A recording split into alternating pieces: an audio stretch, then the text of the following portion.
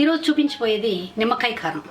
దీనికి కావాల్సినవి ఒక 5 నిమ్మకాయలు, 20 ఎండుమిరపకాయలు, 1 టేబుల్ స్పూన్ మెంతులు చాలా ఇంపార్టెంట్ అండి. దీనికి ఒక 2 టేబుల్ స్పూన్స్ ధనియాలు, 1 టేబుల్ స్పూన్ మినపప్పు, 1 టేబుల్ స్పూన్ శనగపప్పు, 1 టేబుల్ స్పూన్ ఆవాలు, కొంచెం పసుపు, తగినంత ఉప్పు, చిటికెడు జీలకర్ర, ఒక 2 టేబుల్ స్పూన్స్ ఆయిల్. దీనికి నువ్వుల నూనె చాలా బాగుంటుందండి.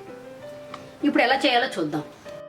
ఇప్పుడు స్టవ్ మీద బాండీలో నూనె వేడి చేసుకొని దానిలో మినపప్పు, శనగపప్పు, మెంతులు, ధనియాలు, ఆవాలు, చిటికెడు జీలకర్ర, మిరపకాయలు అన్నీ కలిపి బాగా ఎర్రగా వేగే వరకు వేయించుకోవాలండి. ఒక 5 మినిట్స్లో వేగిపోతాయి. ఇవి దోశల్లోకి, ఇడ్లీల్లోకి, చపాతీలోకి చాలా బాగుంటుందండి. ఇంకా వైట్ ఉప్మా చేసుకున్నప్పుడు కూడా చాలా అద్భుతంగా ఉంటుంది రుచిగా. ఇది వారం రోజులు నిల్వ ఉంటుంది కాబట్టి బ్యాచిలర్స్కి కూడా బాగా నిల్వ చేసుకొని ఒక వారం రోజులు వేసుకోవచ్చు. ఫ్రిడ్జ్లో పెట్టకపోయినా వారం రోజులు ఉంటుందండి. ఫ్రిడ్జ్లో పెడితే ఒక 15 డేస్ వాడుకోవచ్చు. అన్నంలోకి కూడా చాలా బాగుంటుందండి.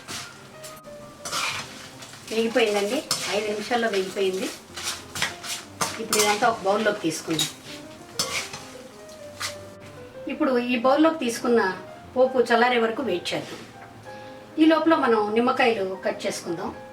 ఇదిగోండి, ఇలా కట్ చేసుకొని పక్కన పెట్టేసుకోవాలి. ఇప్పుడు పోపు గింజలు చల్లారుతూ ఉండే లోపల మనం ఈ నిమ్మకాయలన్నీ ఒక గిన్నెలోకి పిండేసుకుందామండి. చల్లారిపోయిన తిరమాత గింజల్ని మిక్సీ గిన్నెలో వేసానండి. దీనిలో కొంచెం సరిపోయినంత ఉప్పు,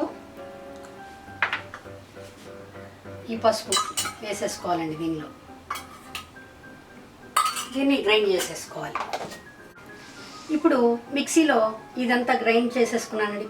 పేస్ట్ లాగా కొంచెం బరగ్గా చేసుకుంటే అన్నంలో కలుపుకోవడానికి బాగుంటుంది. దీనిలో ఇప్పుడు ఇందాక మనం పిండుకున్న నిమ్మకాయ రసం దీనిలో కలపాలండి.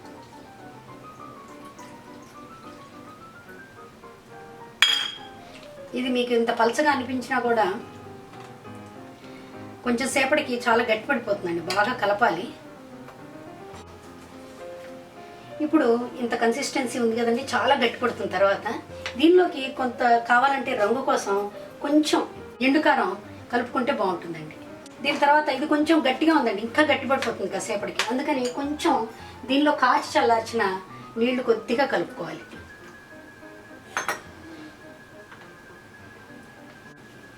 ఇప్పుడు ఇంత కన్సిస్టెన్సీలో బాగా కలుపుకోవాలండి. కొంచెం మీకు కాసేపటి తినేటప్పటికి గట్టిపడితే కొంచెం హాట్ వాటర్ కలుపుకోవచ్చు. కొంచెం ఎలా అయినా హాట్ వాటర్ కలపాలండి, లేకపోతే మరీ టూ మచ్ పులుపుగా ఉంటుంది. కరెక్ట్గా సరిపోతుంది ఇలా అయితే. ఇదండి నిమ్మకాయ కారం. ట్రై చేసి ఎలా ఉందో చెప్పండి. లైక్ చేయండి, షేర్ చేయండి, సబ్స్క్రైబ్ చేయండి. Thank you.